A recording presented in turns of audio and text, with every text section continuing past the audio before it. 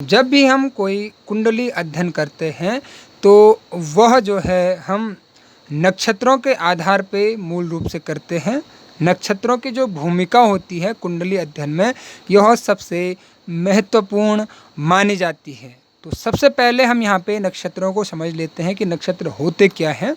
तो मूल रूप से चंद्रमा जब अपने पथ पे विचरण करता है तो उस पथ पे पड़ने वाले तारों के समूह को, सपोज मैंने यहाँ पे उदाहरण के लिए बनाया है कि सपोज यहाँ पे चंद्रमा यहाँ से यहाँ तक जा रहा है, तो बीच में सपोज यहाँ पे इस प्रकार के तारे टिमटिमा रहे हैं।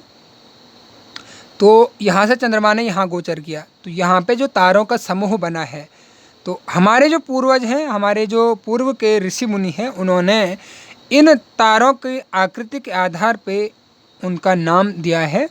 तो मूल रूप से तारों के समूह को नाम दिया गया है। तो चंद्रमा जैसे गोचर कर रहे हैं, तो मूल रूप से जहाँ पे चंद्रमा गोचर कर रहा होगा तो इसकी आकृति के आधार पे इसका नाम रखा गया है। तो जो तारों का समूह है, इन तारों के समूह को जो है यहाँ पे पूर्ण रूप से जो तारों का समूह है, इनको जो है नक्षत्र कहा जाता है। और ये वही नक्षत्र हमारे ज्योतिषीय गणना में आते हैं जो कि चंद्रमा या सूर्य के पथ पे आते हैं।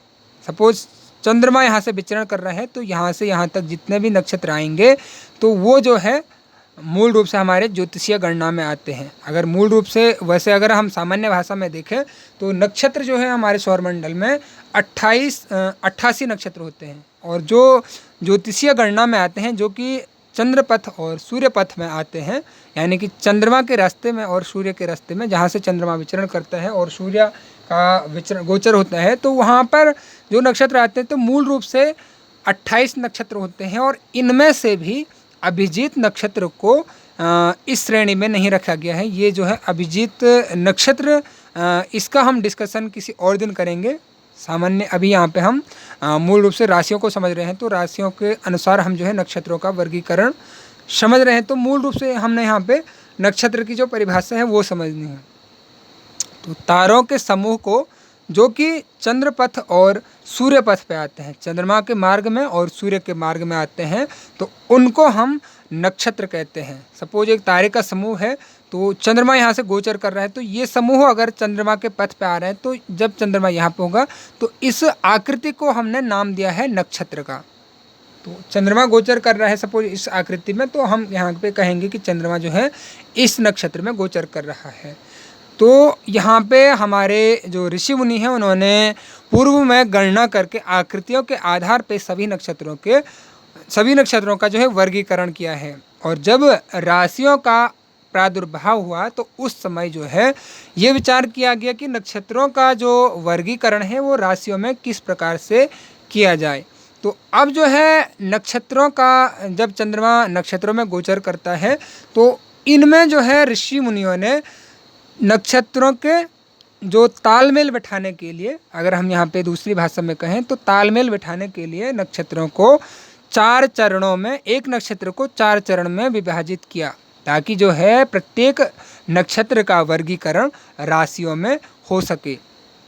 क्योंकि राशियाँ आ गई हैं 12, ये 12 राशियाँ जो है मूल रूप से सूर्य की गति के आधार पे रखी गई है, और यहाँ पे जो नक्षत्र हैं ये जो है चंद्रमा की गति के आधार पे इनका मूल रूप से वर्गीकरण होता है। और हालांकि सूर्य के पथ में भी ये नक्षत्र आते हैं, लेकिन जो राशियों के नाम रखे गए हैं तो ये मूल रूप से हम अगर माने तो सौर मास को निर्धारित करने के लिए किया गया है। और आगे आने वाली वीडियोज़ में हम ये समझेंगे कि जो राशियाँ हैं वो सौर मास में किस प्रकार से आती हैं। तो यहाँ पे जो है हमने जो है नक्षत्रों को जान लिया है, नक्षत्र कहते किसे हैं। तो अब हम ये समझ लेते हैं कि कौन सी राशि में कौन सा नक्षत्र आते हैं और किस प्रकार से इनका वर्गीकरण किया गया है। तो जब ऋषियों ने तालमेल बैठाने के लिए नक्षत्रों को 4 भागों में वर्गीकृत किया, तो इसमें जो है राशियों में इनको विभाजित करने के लिए किस प्रकार से यहाँ पे तालमेल बैठाए वो मैं आपको यहाँ पे बता देता हूँ। तो जब हमारे 27 नक्षत्रों का 4 चरण में प्रत्येक का वर्गीकरण किया गया। तो 27 को अगर हम 4 से गुणा करेंगे तो आता है 108, 108 आता है। उसके बाद हमने यहाँ पे 12 महीनों के अनुसार 12 को अगर हम 108 से जो है डिवाइड करेंगे तो यहाँ पे आता है 108 का मतलब 12 का भाग अगर हम 108 में देंगे तो ये 9 आता है। तो यहाँ पे जो नक्षत्रों का वर्गीकरण किया गया है, नक्षत्रों के चरणों का वर्गीकरण, तो प्रत्येक राशि में नक्षत्रों के 9 चरण होते हैं। यानी कि चंद्रमा जब विचरण करेगा नक्षत्रों के चरणों में, तो चंद्रमा जब 9 चरण कंप्लीट करेगा तो वह जो है एक राशि से दूसरी राशि में प्रवेश करेगा। तो इस प्रकार से नक्षत्रों का वर्गीकरण जो है राशियों में किया गया है। अगर हम सामान्य रूप से देखें तो जो राशियां हैं यह अगर नक्षत्रों में अगर हम डिवाइड करें तो यहाँ पे सामान्य सी बात है कि 12 राशियां जो है 4 चरण के अनुसार नक्षत्रों में वर्गीकरण होगा। तो प्रत्येक राशि में नक्षत्रों का 9 चरण आएंगे। तो एक राशि में जो है मूलतः 3 नक्षत्र माने जाते हैं। यह चरण के आधार पे ही इनको माना गया है। जैसे अगर हम उदाहरण के लिए कहें तो मूलतः जो मेष राशि में नक्षत्र आता है यह आता है अश्विनी, भरणी और कृतिका नक्षत्र का पहला चरण। तो ये जो है मेष राशि के अंतर्गत आते हैं। इसी प्रकार से वृषभ राशि में कृतिका नक्षत्र का दूसरा, तीसरा और चतुर्थ चरण, रोहिणी के 4 चरण, मृगशिरा के पहला और दूसरा चरण कृतिका वृषभ राशि में आता है।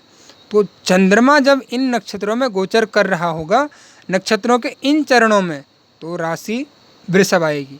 चंद्रमा का एक राशि में जो गोचर होता है वो होता है 2.25 दिन, 2 दिन और कुछ समय, और 1/4 समय, 1/4 हम मान सकते हैं इस चीज़ को।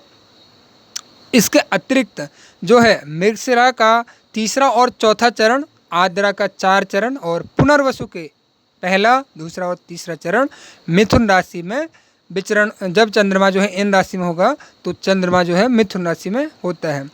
अब अगर हम यहाँ पे आगे देखें तो पुनर्वसु का 4था चरण पुष्य नक्षत्र और आश्लेषा नक्षत्र में जब चंद्रमा गोचर कर रहा होगा तो इस समय चंद्रमा जो है कर्क राशि में गोचर कर रहा रहता है।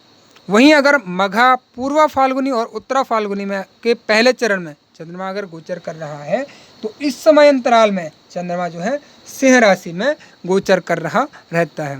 वहीं अगर उत्तरा फाल्गुनी के दूसरे, तीसरे और चौथे चरण में, हस्त नक्षत्र के चारों चरण में और चित्रा के पहले और दूसरे चरण में अगर चंद्रमा गोचर करता है तो चंद्रमा जो है कन्या राशि में गोचर कर रहा रहता है।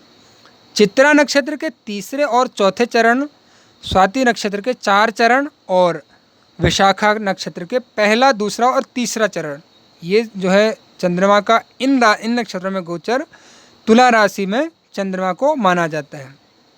इसी प्रकार से अगर चंद्रमा विशाखा नक्षत्र के 4th चरण में है, अनुराधा नक्षत्र के 4 चरण और ज्येष्ठा नक्षत्र के 4 चरण, अगर चंद्रमा इन नक्षत्रों में गोचर कर रहा है तो चंद्रमा जो है वृश्चिक राशि में होता है।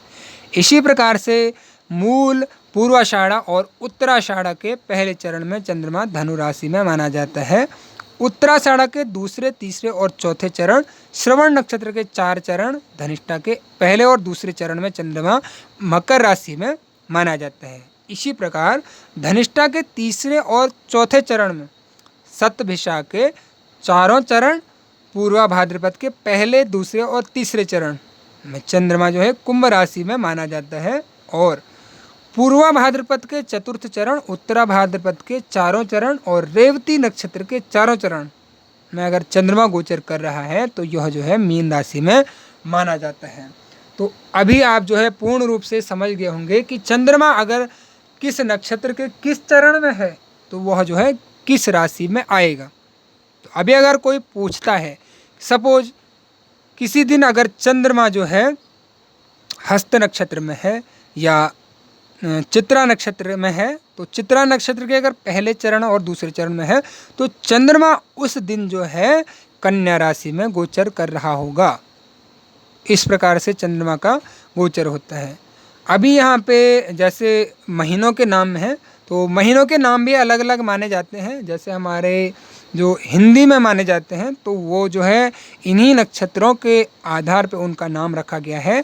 और जो मैंने राशियों का नाम बताया तो ये सौर मास के आधार पे राशियों का जो नाम होते हैं वो सौर मास के आधार पे रखा गया है। तो ये मैं आगे आने वाली वीडियो में समझाऊंगा। तो इस वीडियो में मैंने केवल आपको ये समझाया कि कौन सा नक्षत्र किस राशि में आता है, कौन से नक्षत्र का कौन सा चरण किस राशि के अंतर्गत आता है। उम्मीद करता हूँ आपको पूरा समझ में आ गया होगा। फिर भी अगर आपका कोई प्रश्न रह जाता है तो आप जो है पूछ सकते हैं। तो इस वीडियो में इतना ही। धन्यवाद।